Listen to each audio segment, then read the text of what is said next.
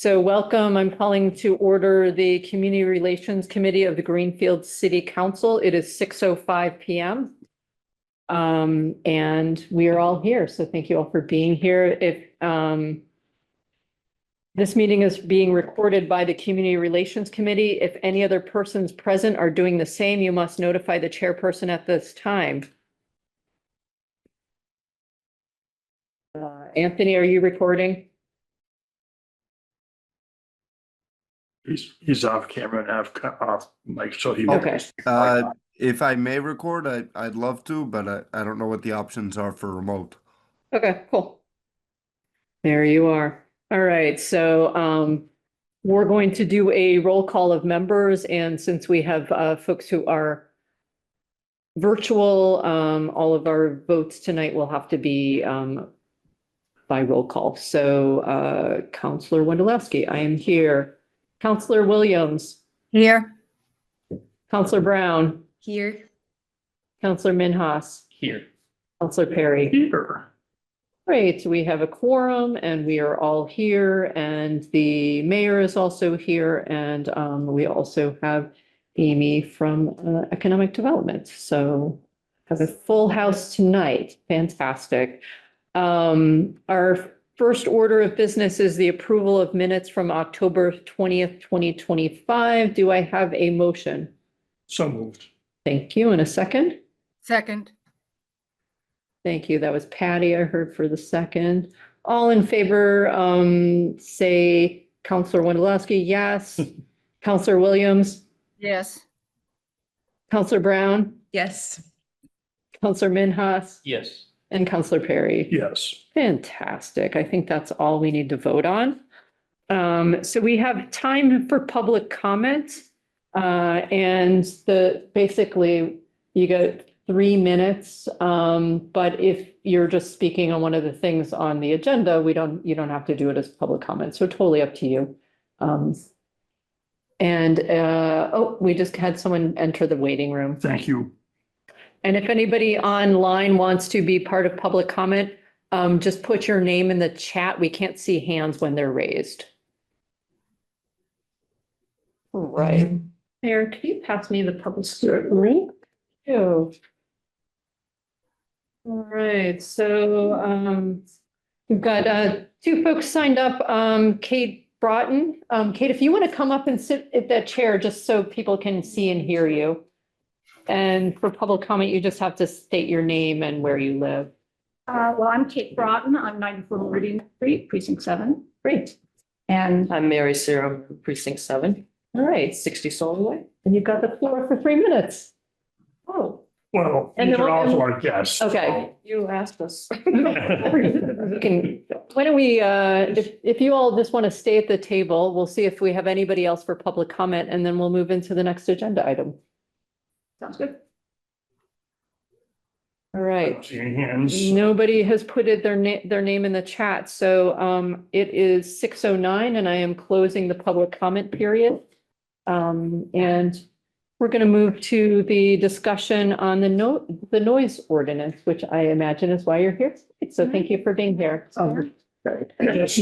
You know, we talked about this briefly last month, Yes. and I had mentioned the group. And so during the last month, I asked Kate and Mary if they'd come and talk about the work they've been doing for the last year or so on this.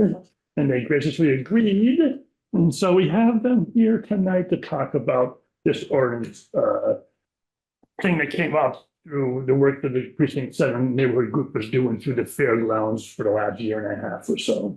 No, I appreciate it because it's come up in a number of different contexts. My precinct has the marijuana grow operation, which had very loud fans, You're one? and 8.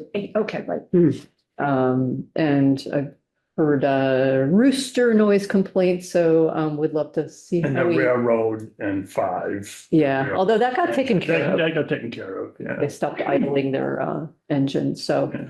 You all have the floor. Thank you and I'm not going to cut you off at 3 minutes. So let's do this as a conversation.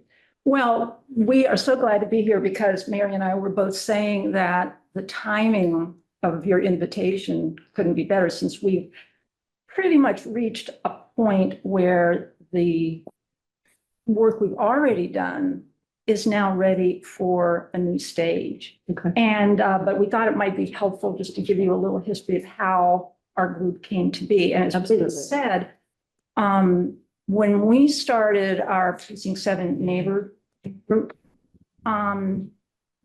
it was after having had a meet and greet event for the mayor, actually, before I really knew her, and I just happened to host an event. And we had about 20, and Mary wasn't, we No, I didn't know you wasn't yet, there. even No. though Oh, she was up on the hill at Solar Way and I was down on the hill on Meridian. But we had about 20 people all told from Wisdom Way, Petty, Plain, da, da, da. And during the chat that we had, so many people were talking about noise issues. And primarily for those of us in that little cohort, it was fairgrounds related. But as we came to find out, obviously there's many, many types of noise that are making people's lives uncomfortable. That after the election was over and it was January, I talked to a few of my neighbors about whether they would be interested in a neighborhood association. And also we knew that the Green River School issue was going to be coming up, and we really felt that we would be not vulnerable, because that sounds paranoid, but we might be at a disadvantage. Being unorganized. Yeah. So a handful of neighbors from Meridian Street, we all got together and said, should we give this a shot? And so we had our first meeting, and then a few more people came. And then at one point, we reached out to the mayor's office about the fairgrounds and our concerns. And the mayor was like right on it. Matt Conway was just awesome. And so a forum was scheduled and held, and it was, I think, I'd say March. Yeah, March 18th. And that was held at the John Zahn Center.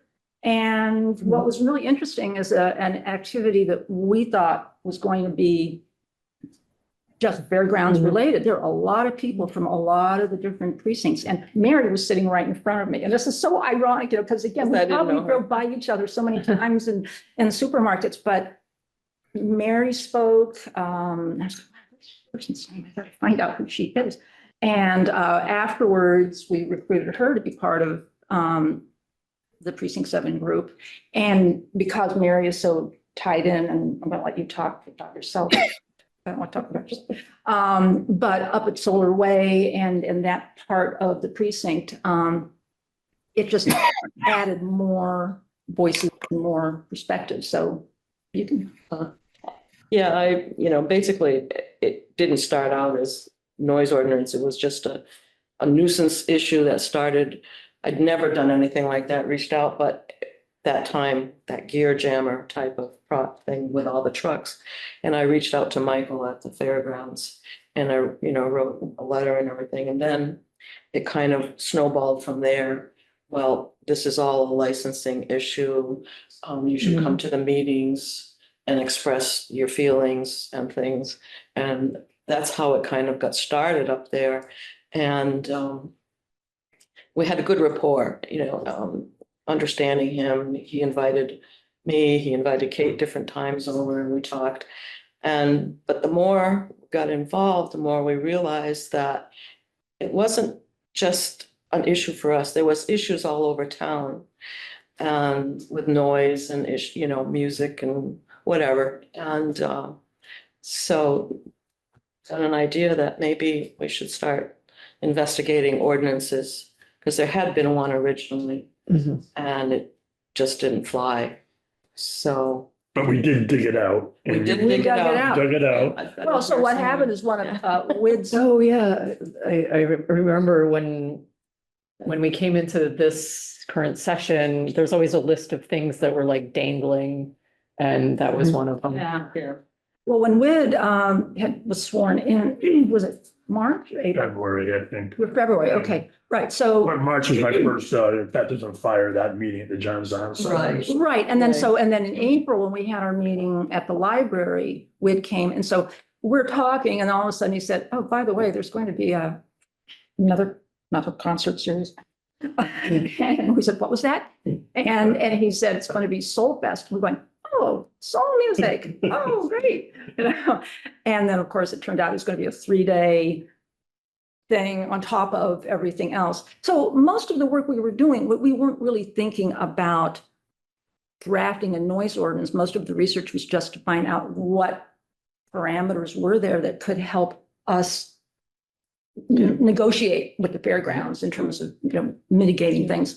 But so during the summer, we were still in that headset, but then we just said, oh, there's too many other things going on. And what we should do is like separate out of precinct 7 and create just an ad hoc research group representing the entire community and all of the community issues. So we added some people who aren't from precinct 7. We called people up. Some people wanted to be involved, but they didn't. You know how they always say, it's like, I'm really interested, but we still had a good pulse on the interest. So we started researching and we did so much analysis of communities that have noise ordinances already.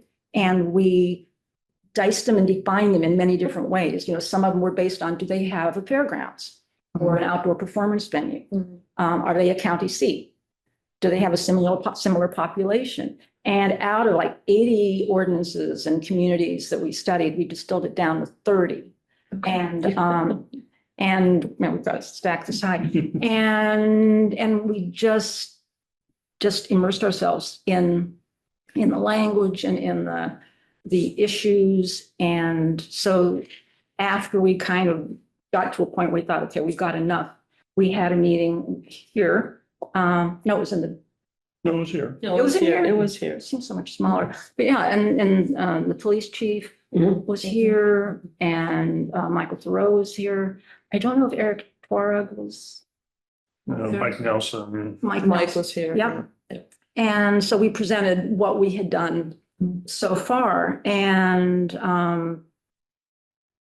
after that, we all agreed that there was a missing link to the process because just analyzing ordinances was part of it. But we kept saying, how are they going to be enforced? Right. Can they be enforced? You know, you could have the most perfectly written Harvard Law School treatise in front of you, but if the community or if the city government doesn't have the wherewithal to enforce, or if they're, yeah, Keith. yeah. Oh, That's that's the a- chief talked about. That's the tough thing, because, you know, like, are we gonna have our police come out like every time there's like a loud party as much as? Right.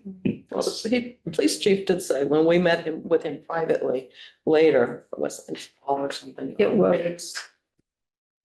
And, you know, he said, it's really helpful if there is something to enforce. You just can't be random about how you're doing this. And an ordinance would give him some teeth. And we talked about, you know, what's better, you know, using decibels, audible, what types of things. But it came down to, you know, that there was like almost like 2 different kinds of noise and sounds. There's what I call the acute, you know, the neighbors going crazy with the kids playing a boombox or something and all night long or something. And then there's the chronic sound of something going on somewhere, some business or something that's doing. And so how should they be handled the same way, differently?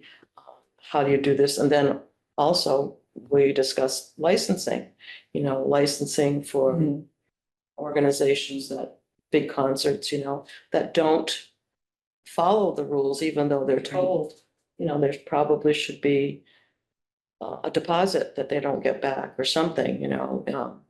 And so there was all these different components. Civil fines and everything you talked about a lot. Right. Well, Yeah. it was, you know, being able to talk with the individual department heads was great because we just listened. You know, we weren't there to gripe or accuse. It was like, tell us what's the problem from your end. And it's just amazing how helpful they were, I mean, the chief was almost like he could have done a stand-up comedy routine because he was so animated about this. And, you know, he was saying, you know, the application, the permitting process is too thin.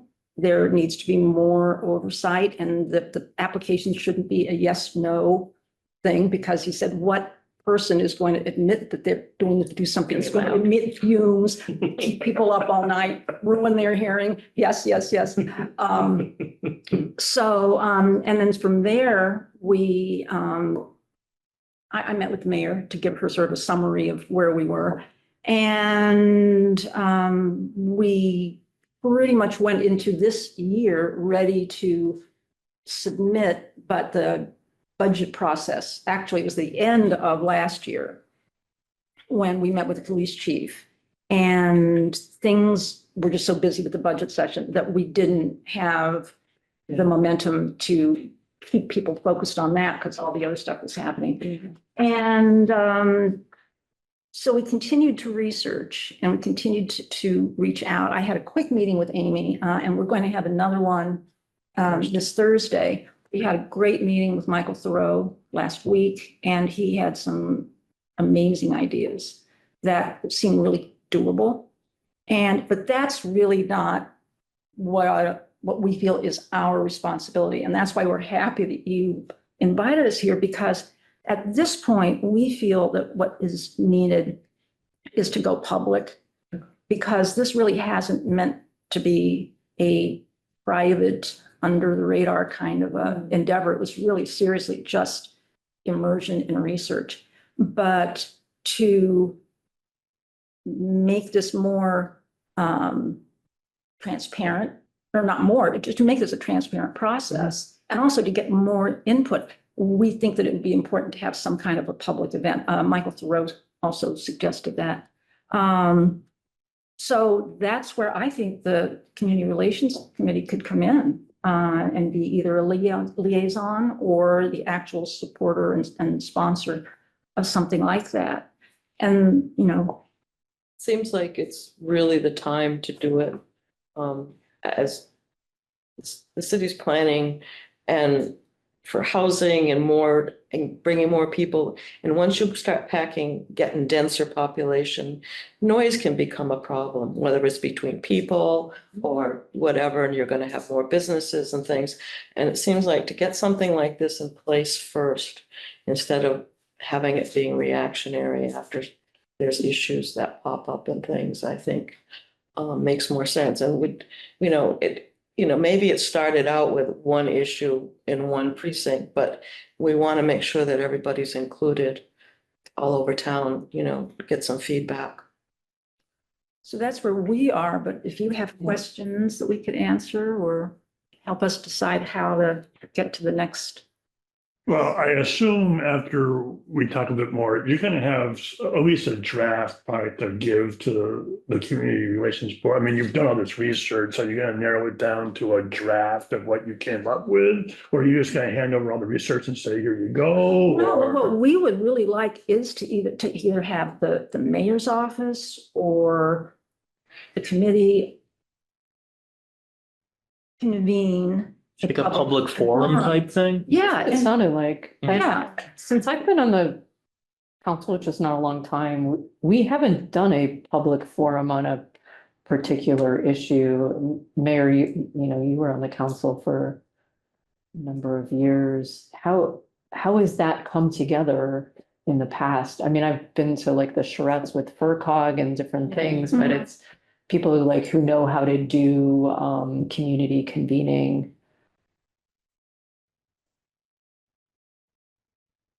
I mean, we could also work with Amy's office yeah. and pull together, an evening, I think come Matt out and Conway- share your ideas. Yeah, I think Matt Conway pulled together that first forum at the John Zahn Center. And it's probably awkward in a sense because the mayor's the one's going to have to vote on this. Mhm. And so, Yeah. yeah. So I'm a process person, so that's why I'm thinking like, how has this been done in the past? And not from the mayor, but from the city council. So I'm just going to say that in general, the city council is the group that writes ordinances. Yeah. So, that's where that would come from. But I think having, input is important. I think, a noise ordinance came up many years ago. Am I not correct on? Yeah, I think it was 2012 was the original one. Yeah. It was submitted 3 times. It was vetoed 3 times. Right. Counselor Mass was the really one that was pushing that, but it failed 3 times. And so we found that one, and I think there was another one even before that one. But Mhm. so they were doing that, and then they added that to the pile of their research they were doing and stuff. And Counselor Mass had the same opinion that they had no teeth. You couldn't enforce it. It never did mean anything. So. Plus it was vetoed, so. Excessive noise. So- Excessive noise limits. Can I ask a question? So has there been enough research done and information gathered so one could craft an ordinance at this point that has teeth? I would say that we researched and read enough ordinances that we feel we could put a draft together. Perfect. But my feeling, because I really believe in public consensus. And given that we've been working, not secretly, but just because we didn't need a huge group to be doing this kind of analytical stuff. But I do think that to just suddenly have an ordinance on the city council's desk, if I were somebody who hasn't been part of this process, I'd be going WTF, I mean, come on. Why didn't we know about this? I would have, and I can imagine people around town, not too much wanting to vent, because that's not the kind of event I'm thinking of. I'm thinking more of, we will distill in a report the information that we've collated and where we think we could go.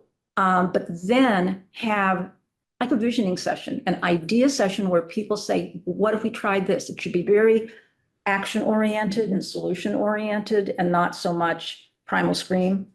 I could see you having table groups by Yeah. different topics and people can choose and. Speed dating. Yeah. I think it would be important to make sure that there's representatives from everybody, not just citizens, but from business, commercial people too, because they all have, they know what they do and what it takes. And Michael Nelson's really, he said, let me know when it's going to happen. He's eager to participate as well. But we feel that it needs that we as humble, public servants, or not, you're the public servants, we're even lower than that. But, You guys are on top of Way that. higher. but who's going to be the official person? Does that help to answer your question? Well, so I'm also on the committee for appointments and ordinances. That's why I was asking the question, because I would be willing to, if there was some kind of a draft, even in crude form, we could take it into that committee and polish it.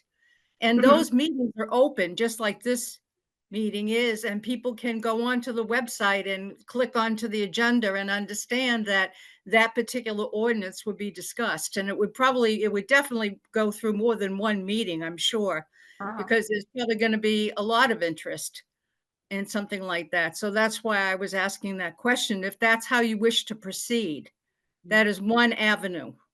Yeah, I would just say whether it's a question of putting the cart before the horse, I feel the public input needs to be in the fronter end of this so that then we crunch it again. Right. And it's not going to take that long the second time because we already know the general things that need to be recommended. But You want buy-in so no one can say no one told yeah, me. exactly. Right. So I think one of the things that we've been talking about in community relations is being able to talk about issues early in the process so that we get it right. Yeah, that's You exactly. know, Yes. yes. Counselor Brown. Just going back a little earlier, I was curious why the noise ordinances were not passed before. The mayor said no. I mean, for whatever reason, I'll have to go back and find the minutes from 15 years ago, but I guess the mayor just didn't think it was his Mayor Martin, by the way. I don't think he felt that it was sustainable or it was good for the community. I don't know what his real reasons were, but he vetoed it 3 times. Could be enforceability. Yeah, too. could be. Mayor. So one of the things that I would think if you were gonna do this, you'd want to make sure that you invited business owners, that you let them know. One of the things that's come up several times with this are leaf blowers. And I think you'd have to make sure that you made a big outreach to all landscape businesses. Yep. I'm just going to use as an example that people feel very strongly one way or another about that, but that is a huge impact to anybody that owns that type of a business. And I certainly could think of a reason why a mayor would veto something like that if it meant, several type people's businesses were going to go out of existence. So you'd have to think of anybody's business that was going to affect ahead of time. Instead of many people, I think, would come forward who were bothered by noise. Mhm. Those are the people that you would get that would come to the meeting. Right, sure. And after the ordinance is in, or when it's almost done, you get, the other. So you have to think on the front end to making sure that people who are going to be affected by that, we've thought of Michael Nelson in the fairgrounds, but did you think of the other, and I can't actually aim if you can think of any other businesses other than landscape. Davenport. Yeah, Davenport Trucking. Davenport. Sure. I mean, Counselor Master Tortora talks about the tree Yeah. folks, Yeah. and chippers. Right, Yeah. construction. Mhm. And a lot of the ordinances we read had cutouts for certain things. And Also- one of the things is not to be discriminatory about an ordinance, coming out and saying no leaf blowing. I think it's more of Time. lawn care equipment, Right. whether it's commercial or whether it's homeowners. The homeowner that goes out at 9 o'clock at night to blow his yard is different than the landscape company that comes in and, does it in an hour, that kind of thing. Well, the other thing too is that the role is also, it's kind of like getting pregnant versus raising a child. Once this ordinance is in place, there's going to be a lot of ways that information can be created to help cultivate a culture of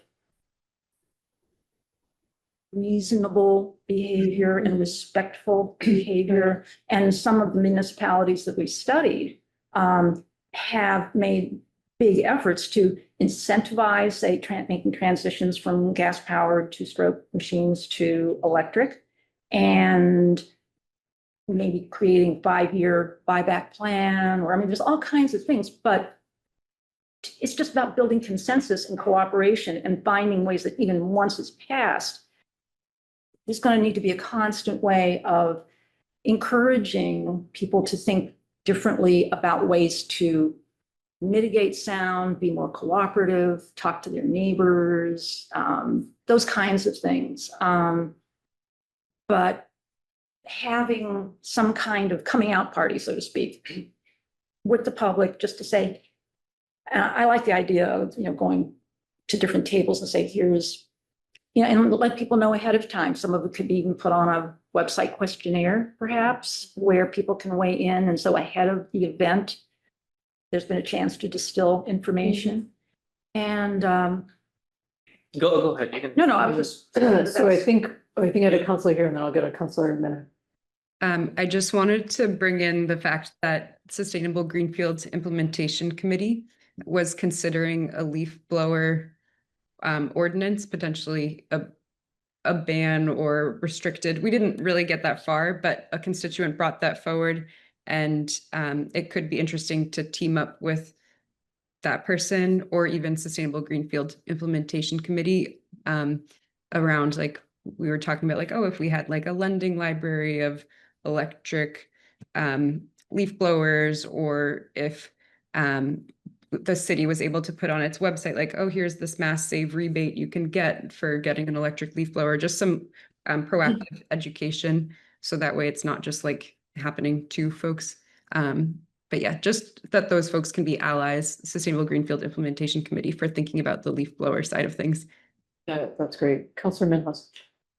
Two things. One, you guys mentioned something about there being some type of forum like this before that had occurred. Yeah, that was held in March. Yeah, March of 2004. Yeah, it was at City Hall, and it was Councilor Perry, Michael Nelson, and Matt Conway were sort of the It moderators. was at John's on. And it was at the John Zahn Center. We handed out flyers, canvassed precinct 7. I believe that Matt Conway was able to reach out to other constituencies within precinct 7. But the people who came, I guess word got out that this was happening, and a lot of people from other precincts also came. So it was more of just a stand up and have a couple of minutes to speak. It wasn't really like an interactive process. And it was really more one directional, because it wasn't, brainstorming solutions. It was like, we're sick of this. It was kind of venting, but it was cathartic, but there wasn't any specific thing in terms of decision making at that one. Because the reason I asked that is I'm kind of thinking of what Patty said about potentially if we could merge the two ideas, where some type of a rough draft is brought to like A&O, and then A&O has a public hearing in which people can talk with counselors. Or are you guys envisioning something that's like bigger scale? I like the idea of maybe it's January, doing a community forum that could have the draft, but allowing people to be part of the solution, right? What are the things that we can do? Either you guys threw out some great ideas about leaf blowers and other things. So it could go in tandem with A&O. Because I know A&O is going to be busy until January, I'm sure, with all of the updates that we're doing to ordinances right now, because we're in that is it 10-year cycle? Does that, Yeah, I think. and does that feel good to this committee that Yeah. we can help throw the party? Yeah.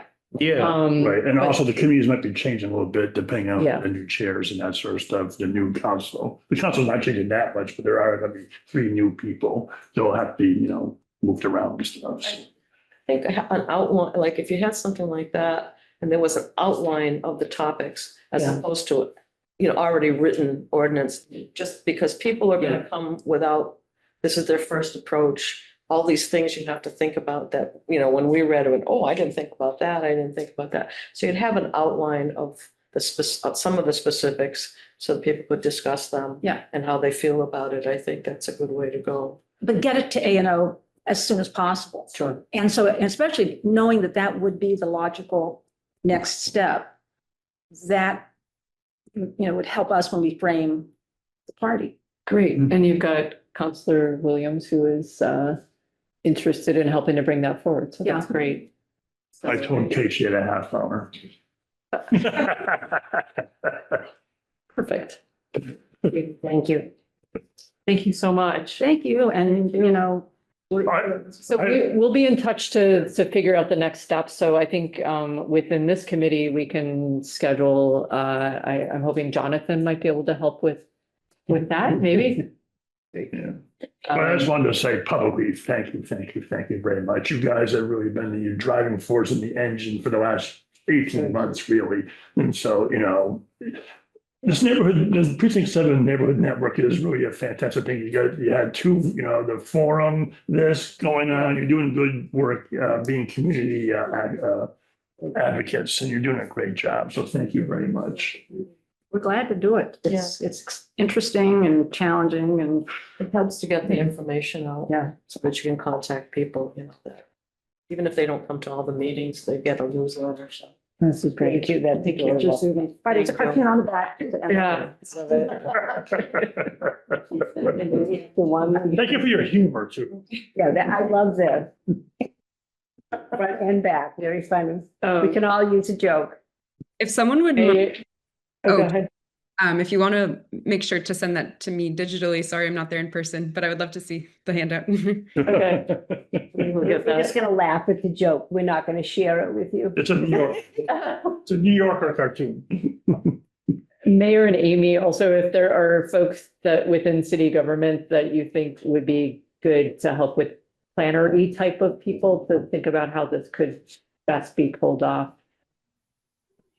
Visioning. Have a good night, ladies. I'm happy Thank you to for help coming out. you on a later. cold I don't think night. my department's the right Yeah. facilitator. I think Yeah. other of you are, but I've done my share of charrettes and multi-table events. I figured. that. Yeah. And I brought my team to help. I love thinking about meeting design, so my nerdness. Awesome. All right, so we're gonna move on to our next topic. So we are talking about Greenfield's process for resolving issues with problematic buildings. So I know it's been in the paper, and this committee doesn't oversee any of that, but I think, again, like, how can we use community relations to get ahead of things so that it's like not front page of the paper, but can work in tandem with EDC, because I think EDC is going to ask different questions than we're going to ask, which is like, how do we engage people in this process so that they feel heard or that there's a process. So thank you for bringing this forward. We appreciate it. So you asked us to come tonight. We did. Yeah, Mark Snow actually asked us to reconvene. This was a group that used to meet. The building inspector and the health department, fire inspection, police department, mayor's office. I think it was like over 8 years ago that they used to meet. And they'd had great success with the what do we call it, non-compliant? No, property compliance meetings. Okay. So we started meeting, I think this will be having our third meeting. Yep. Right, we'll be going on to our third meeting. Okay. So we will be having our third meeting of this. We have about 30 parcels. Most of them are actually not city-owned. Most of them are privately owned. And so we are meeting to see if we can make things better. Mhm. And I will speak about a few of them that, Counselor Williams has brought one of those to my attention. Each one of you who's a city councilor has one or two in your own precinct or more, depending on which precinct you're in. Some precincts have I would say precinct 7 and 5 have a whole lot, have, many. But it could be a parcel such as one on School Street that had a fire in it. Yep. What is happening with this parcel, with a building that is standing, several months after a fire that is problematic for the neighborhood. Right. And so we began meeting to see how we can help. And What do you suggest as a process? Like, should city councilors, I contact you, Mayor, if there's a parcel in our precinct that we're concerned about that is falling into disrepair is the first step, like. I think the challenge is that each parcel has its own unique set of circumstances. And so for some, fire might know about it, but not building, or health might know about it, but not. Yeah. Like, they're all so diverse. Yeah. If there's a central clearing place. So I think That was my first reaction. I was gonna ask you, Mayor, when you become aware of this as an issue, when you became mayor? Well, people reached out to me almost immediately. Because that's where everybody goes with any problem that they have, I would say, that hasn't been remedied. It's in their neighborhood. So I would just say Counselor Bullock reached out to me. What about a couple of these parcels that have multiple cars Right. in their neighborhood? I just had somebody write to me not an hour ago, and I just sent it to myself again to move it to the top because I didn't have time to write back to this woman. It's in, whose precinct is it? I think it's in 6, or might be in yours, Patty. Okay. It was, something that's not safe. Something that the neighbor feels that is unsafe, and most of the time it's pretty unsafe. It's a safety hazard, and that's where we go at it from. And it is not a public meeting because you're discussing, we take great care to take Privacy issue. care of things, and Well, you don't want neighbors who are tattling on somebody Right. or Right. saying, because some of it might be untrue, so you don't want it to be a public Right. meeting until it's actually. But we had one parcel, I'm just going to give you an example, when we all gathered together, we had one parcel that no one could find the owner for. It kept, they were looking for the person for 8 years, right? Something like that. 8 years. And we're all in the meeting, and it was an abandoned parcel. It's in terrible disrepair. And I was using my humor, and I said, whoever could find this person gets a prize. And then I was just joking, this is a public meeting. I said, of course, it will have to be under $50. And then I said, but of course, I'm not very wealthy. It will be under 25. And, during the course of the meeting, I said, and police and fire have an unfair advantage because they have, they can use the internet they have more resources. And so they were actually able to track down this person who actually still lived here in Greenfield, in another place. And they did a wellness check on her and other house, and we could get to her to ask about this other parcel that had been abandoned for years that, we were unable to find out anything out about, just left in disrepair. But imagine if you were the neighbor of, so it all came about with every good intention. And then, yes, at times it didn't always appear that way from either listening to everybody else or reading everybody else, but it's certainly the intention was to make it safer, as in the one Councilor Williams brought forward with a fire or something with his, 25 cars. Go ahead, I'm gonna let you talk on it. But I wanted to mention, I got called up by their counselor, and I was kind of like, well, how would I know? I mean, ask the city. I mean, how am I supposed to know as a counselor what property in my precinct have already been established as delinquent or whatever? Right. And, it's. No, and we shouldn't know all this But stuff. that was the kind of accusation. I was kind of like, well, how the frig would I know? Unless, I would drive around the neighborhoods and look at, until someone told me, hey, there's an issue with so-and-so's house at 14, whatever, I wouldn't know. And certainly we were not looking for anything. Nothing. We didn't go looking for anything. Someone would call, or usually several neighbors would call. I was probably here about a month.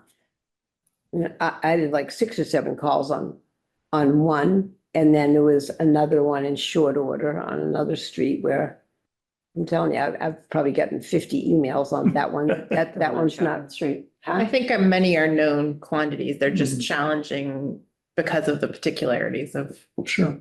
each parcel. Right, and that's why we weren't really making an announcement about that, but each one we would try, I visited with one person, just taking a walk and talking to him to But I think that's the benefit of bringing that big group back together and getting them to meet regularly again, is we're all able to just review all the properties together and swap and make sure that we all have the same information or get updates on what the latest. And maybe copy in the counselor of that precinct, just so they're aware of what's going on, so it's not a surprise or not, for me, I was kind of embarrassed because what was I gonna say? Yeah, I guess I should have known, but I didn't, These things are big, you can't know. Yeah. You should have known what. There was certain properties in my precinct that I should have been aware of, and, I should have been bringing it to your attention and And I So- wasn't telling anybody. No, not you, not City Hall, no, it was another counselor. Yeah. Just trying to one up, really, but that's fine, but it was still embarrassing. Right. So So, can I ask a question? sure. Good. So, on a situation like this, I know the particular situation we talked about on School Street, that the owner of the building was missing in action on his boat for a month. And then now the latest I heard, and that the latest being probably about a month ago, that he's having trouble with the insurance company. So, but it seems to me that there's situations where people go through some kind of song and dance, et cetera, in terms of their lack of taking responsibility for this situation. And I know the place on School Street, I mean, raccoons have moved in, rats are there, people are dumping trash on the lot. And I just got a second call from another neighbor in the area who's concerned about it as well. I've been dealing with the folks next door, but I would hope that I'm glad to hear that there is a reconvening of a number of departments to take on the question, because yes, there's a number of properties that need to be dealt with. And I hope that a procedure is put in place to force the owners to take responsibility for the situation. However that gets done, I don't know what the legal ramifications are. I don't know if there's precedent set in other cities to deal with this kind of issue that might, we could benefit from some investigation on that. I don't know. But And I was gonna say, in fairness to the School Street landlord, Are you finished, Counselor No, Williams? not. I'm actually, sorry, the fire on School Street took place in March. It is now November. And it seems like there needs to be a far more expedient way of dealing with it that needs to be figured out. And I don't have the legal knowledge by any means to figure it out, but I do sympathize with the frustration of the folks who are living next door to this. So hopefully there can be some kind of policy and procedure set in place so accountability can happen. That's all I want to say about it. yeah, You all have a response? I just want to, and then I can go to Counselor Perry. I was just gonna mention, I knew someone who lived at the School Street apartment, so the day of the fire, I stopped by. And I did ask one of the fire captains, so what happens to a building like this when it's wrecked like this? And he said, well, insurance, this had nothing to do with what we're talking about, but he just said off the cuff, well, insurance takes forever. So this could sit here for a year. So insurance is an issue. He said that off the cuff, having no knowledge of anything other than the question I asked specific to that property, because I knew a kid that lived there. So insurance does take a while, But I guess what's the ability of the city to make sure that the property owner makes the place safe in the interim? Sure. Whether it's a fence around it or something, that. And I have no idea what the rules are and who. Does it have a fence around it? There's a fence around it. So I want to answer, may I answer, Yes. Counselor William? So, to answer your question, it's, first of all, it's not fast enough, okay? It's not fast enough, in my opinion. You're correct, the insurance does take a long time.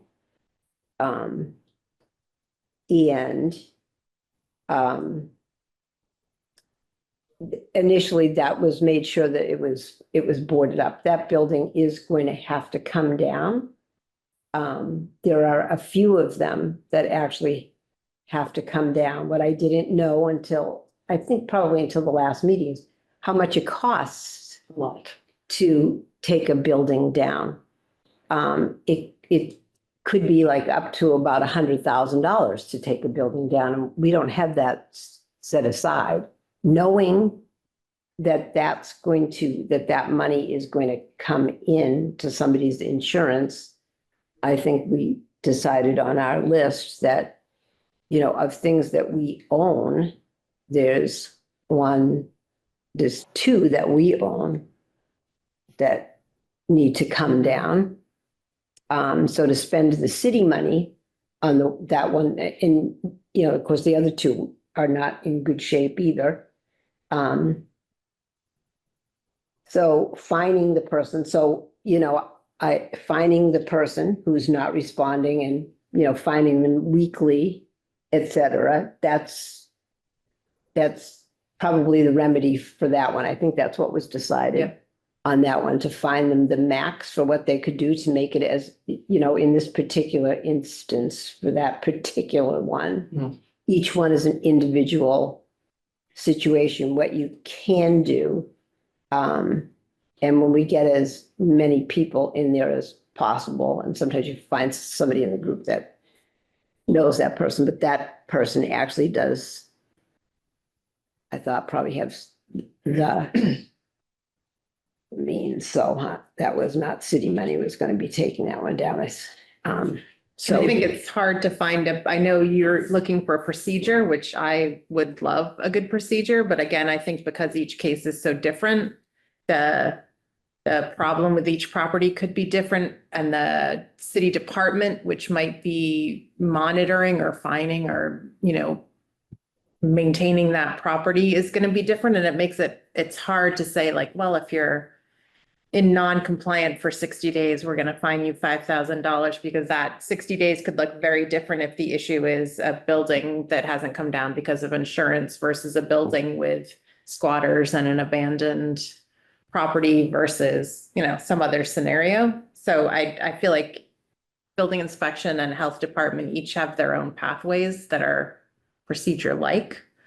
But it's hard to have one uniform procedure for every single challenging property. It might be helpful to know like what's in your toolbox, Mhm. you know, so if there's fines from the health department or from, you know, building inspect, like where are the different levers that you have? Mhm.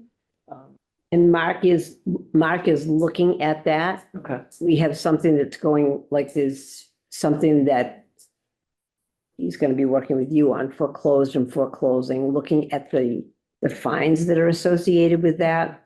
That's why we bring people together, what fines that there can be. We do know if anything has a hole in it, that's terrible, because we don't want anybody in there. Right. Whether you own it or not, it has to be sealed up. So, you know, each one of those, a lot of times they're on the list for, you know, lack of compliance because there's a hole. And then you could have people that get inside. I just checked on one today. That's one that we own. And I could see it's all boarded up, but one in the back, the covering on one of the windows was pulled off, and I thought that, you know, I had 3 kids. I can see one of my kids getting in there. You know, we don't want that because it's a real hazard. It's a real risk for fire, et cetera, et cetera. They need to be sealed up. So, and we send city staff out if we own the building to board it up to, you know, and we certainly have done that. We make it so that people can't access the driveway, putting logs in the front if people are illegally dumping tires. I forget where we did that, but DPW brought logs to one that we own because people were dumping tires there. So for each parcel, it's a different things. Those are for the ones that we own. The ones that we don't own, they're told to immediately, you know, seal that up, and they go back and they have to remedy it within like 24 hours. I'm picturing like a chart that's just like, if this, then this happens, and then you, Yeah. like, that keeps branching out, but counselors, I'm looking at the time, and I guess I know that these guys are working on it. What's our role in this? How do we want to engage in this process? So I want some suggestions. Counselor Captain Brown. Brown. Counselor Brown? This was sort of going back to earlier, but I can also try and bring suggestions in as well. But first off, just like I appreciate that you're working on this, because I think this is just, it's causing blight, and getting these properties back online is good just for our tax base and just to have functional homes. So I think that that's something that ideally everyone can get behind, like whether or not you, however you felt about the ballot question or whatever, like this is something that's just positive for our community. As long as there's like a proper procedure and process that feels like fair and people are notified, and it's not, you know, properties aren't just like being taken away, which I don't think is what's happening. No. Yeah, exactly. But yeah, just so this feels very positive. And then just something I'm curious about is I have some properties in mind, and I'm wondering if there's a list of non-compliant properties, because I would love to know, like, are the ones I have in mind already flagged, or should I be letting people know? And then also, is that separate than I have like the list of registered vacant properties. So I'm assuming this is like the illegal vacant or non-compliant properties list. Is it possible to make it accessible to the public, that list? Would that might be like or it's what? No, I don't No. think we would make that. That's an internal list. Again, because every circumstance is different. It's different than Yeah. registered vacant. That's not too bad, because that would be my suggestion. I hear what you're saying. Yeah. Because I think one of the feedback I got when you mentioned the front page story, I think people were just kind of surprised. You heard people saying, what, 30 freaking properties, what are you talking about? But also, because the property compliance commission didn't meet for 8 years, that's across 3 administrations. And so people are probably wondering, why didn't it meet? Why did that process stop? Because, maybe we wouldn't be here had that meeting. People have been more aware, and there would have been more process going on, within the group to move some of those properties. That's just a lesson learned about, government could have maybe done a little bit better. Yep. Counselor Menhouse, did you have? Yeah, let's, Comment? Jane, do you want to say something? Well, I have no idea why people didn't do things. Mark Snow said, I think maybe this would be a good idea if we brought this together. And the reason that you bring people together is you have, you've got the fire department, the police department. The police department was the one that found the person, an abandoned home on a street, I think in your precinct, an abandoned home that no one had been able to find the owner of. And then everybody got together, and sure enough, we found that person. So then, someone would speak to that person, be like, okay, what do you want to do? Several of these have been condemned, that we don't own. But if they're condemned, they could be dangerous, hazardous. So, what is the next step there? But I have no idea why something wasn't done. But from this day forward, there's no attempt here. It has nothing to do with money. It is to make something better. If you lived next to something where you had either it was about to fall down on top of you, like the one that I took pictures of today, you might be afraid to have that next to you, or, be afraid to live next to that, for fear that there would be a fire or something hazardous happening there. But I mean, it brings down property values, and Yeah. people have been, we've been talking about housing, and people are saying like, oh, there's other places. So this is a way to, address.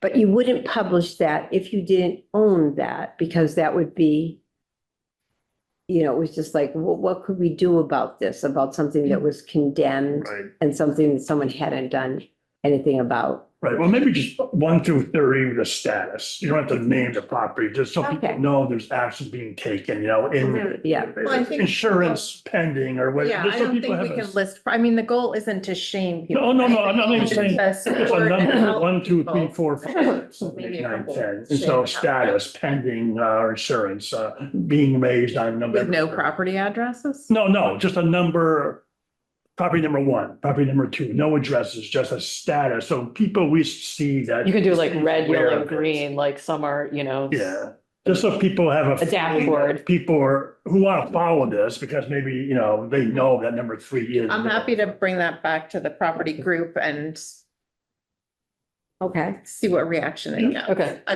That makes me hesitant, but I get your point, and if no property addresses are attached, then.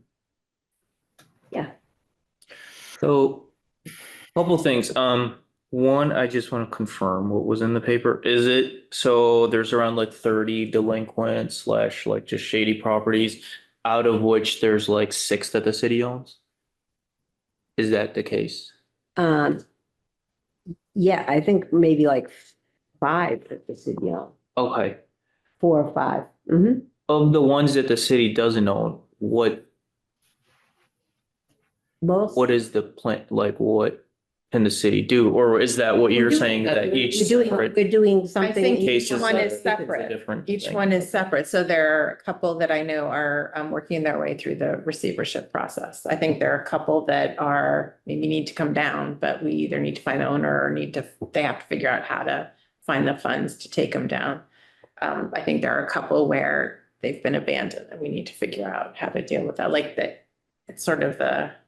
It's like each panoply of- case is a different, It is, is a yeah. different thing. Okay. Different in ways that I couldn't have ever appreciated until I started going property by property, and they're each.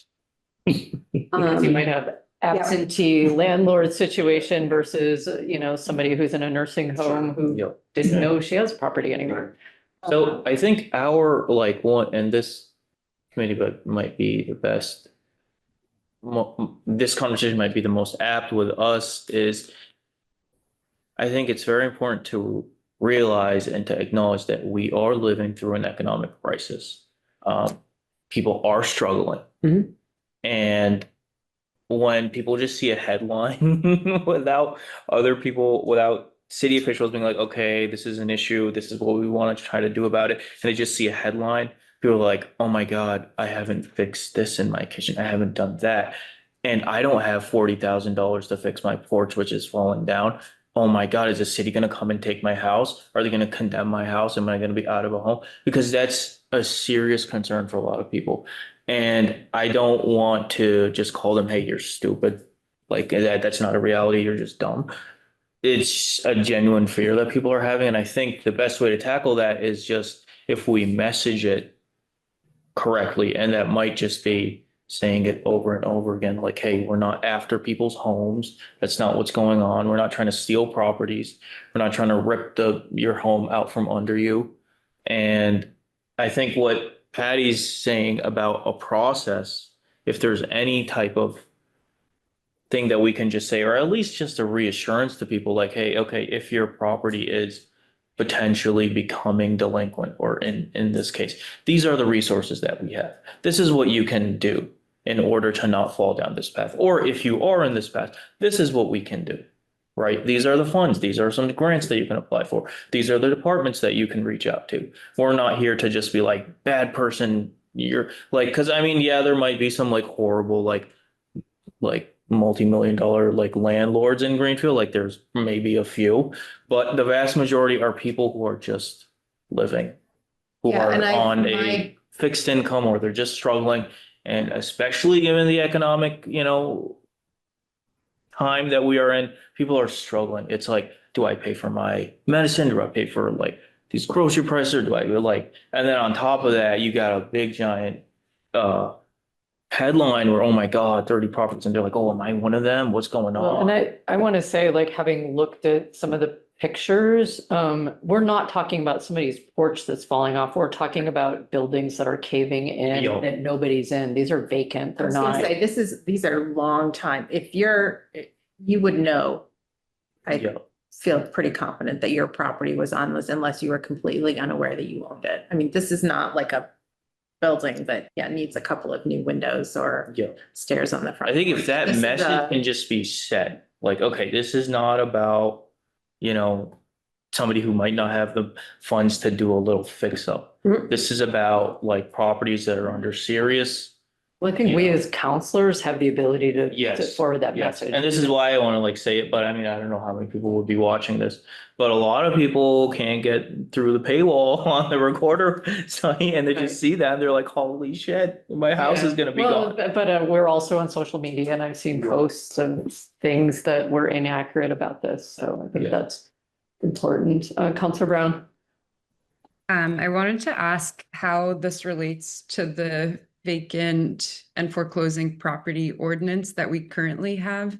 Because that states that there's like $300, I was just pulling it up, $300 to register and then a $300 fine weekly. And are any of these being fined once there's been communication? Like how, like, I know this isn't to make money, but what is that financial side of it looking like?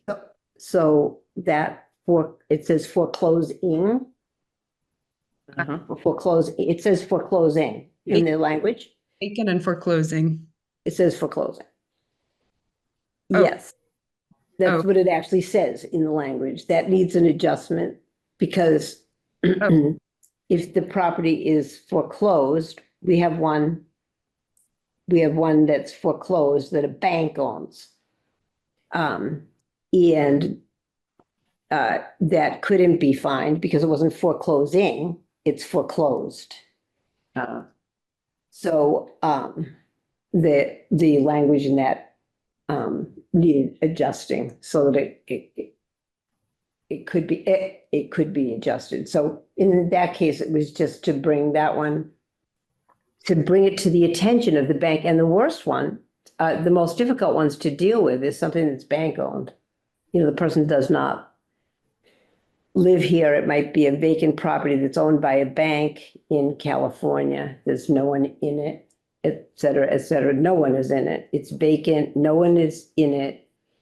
And again, many of them, the complaint is that the property is not secured. And so the building inspector goes out and the fire department, they would go out and the building must be secured so that nobody can get in there, so that we don't have anybody in a building that is condemned or hazardous to them. You don't want somebody in a place like that. Mayor, was I hearing you that we need to update the foreclosing ordinance? And Yes. was new language sent to A&O as part of the ordinance review, or do we need to? No, I wrote to Councilor Golub and to Okay. you, I think, Yeah, and Mark Snow, and Mark was I think, I don't know who is going to work on that, but Mark Snow had some suggestions for that. okay. And he definitely had some suggestions for that. So if somebody could work with Mark Snow on that, it was just, this is to alert, the bank to sit up and pay attention. They had one longstanding one, which is just problematic to the neighbors. Okay. Um, So I'm just gonna yeah. note that, and I'll follow up with Counselor Golub on that. I'm actually just seeing that Counselor Golub asked me if I was to work on this, and I'm interested in working on this, so I can follow up with Mark Snow and Oh, Amy thank and everyone. Thank you, Sarah. Well, I appreciate this conversation, and I know it's just the beginnings part, and I think part of the reason of us wanting to have this conversation is because what you were saying, Counselor Minas, that, people hear this and they're like, oh no, what's going on? So, we want as much transparency that we can have legally, as well as protecting people's privacy. And how can we have better procedures, or at least know what the procedures are, so that we can inform folks, and know that you all, if it's written down that you've like worked for 5 years or whatever it is to try and find the owner and haven't been able to foot, that's reassuring, so. Oh, right. That. Yeah. Right, but I just want to say aloud publicly, where you had said that and you had said that, that had nothing to do why this was started with the inspector, like we needed more people to get together because the health inspector and the building inspector, that wasn't enough to make things safe. I mean, what Counselor, in all instances, almost every single instance was a safety issue that was brought up by a neighbor. It was a safety issue that, you know, one that I am still working on diligently is one where I have probably like 10 neighbors. I had two houses with, you know, probably 10 neighbors each that were very concerned about safety things that were happening in those two houses. And one was rectified and the other is not, you know, is not. And that's why they come to the city. They call one way or another. And, you know, there's a, you know, an open, you know, manhole cover or something in somebody's yard, right? That someone will call and it's like, or an open doorway, people are afraid that something will happen there, that something will happen to a child. The one that I got tonight that I will write back to before the end of tonight after I go home. They're afraid about, it's the neighbor next door that's writing. That's usually what happens. And that's what happens with Councilor Williams. And we are, Patty, excuse me, Councilor Williams, I just said to like, let's take care of that as best as we can with that one within reason because, and I, you know, I also want to look at a way that we are putting some money aside in case we do need to knock something down, not of anyone else's. I don't want any, I want no one's property. And we've taken no property and we paid, you know, I made sure that we settled that home equity thing. We have no interest whatsoever in doing that. Yep. And the 3 or 4 that we own, it's like forever. We've owned them well before I got here, 15 years or 10 years. I think that assurance goes like a long What, way. it had to the- nothing to do with that, nothing, like the whole world here that, Yep. that keep your own. We're not going over and looking to see if your porch is. It is really difficult right now. You go to the grocery store and you get 2 bags for $100. Yeah, exactly. So that's, well, we certainly understand that. Thank you very, very, very much. I know this is frustrating work and especially when the paper gets involved and people get involved, but I know it's frustrating, but you're doing a good job and just I keep going at appreciate it. when people are paying attention. to Yeah, this. and I think that's important. And people just want to be heard and people want to make sure the feedback's coming back. I think that's part of this, what this is about, just the feedback. loop of Yeah, making I mean, sure that's it's what fair. we're trying to use this committee so that Right. it's before it becomes a thing. Right, we've already addressed it. So, and this is, you know, so thank you very much for taking another evening out of your life to come over and talk to us, you know, but. All right, counselors, any last parting comments? Yeah. I just wanted to note that, so I go to the senior center several mornings a week to exercise, and a number of the ladies were thrilled with the front page of the paper saying that Mayor Ginny was in fact taking on some of this issue of these abandoned houses because every one of them knew about 1 or 2 of them in close to their own neighborhood. So I think people read something and there's many interpretations of it, but I think was a strong interpretation, at least amongst the senior population, that this was good work that was going on from City Hall. So thank you. Thank you, Councilor Williams. Thank you. Thank you, everybody. So our next meeting is on December 15th. And we'll be well into the holiday mayhem. So I'll bring the fruitcake. okay, fantastic. We'll have some wassailing. All right. So I need a motion to adjourn So moved. and second from Councilor Minhas and those in favor, I'm in favor. Thank you. Councilor Williams, Yes. Councilor Brown, Yes. Counselor Minhas, Yes. Counselor Perry. Yes. Okay, we are adjourned. Thank you, Thank you, everybody. everybody who came. Hey, thanks. Thank you.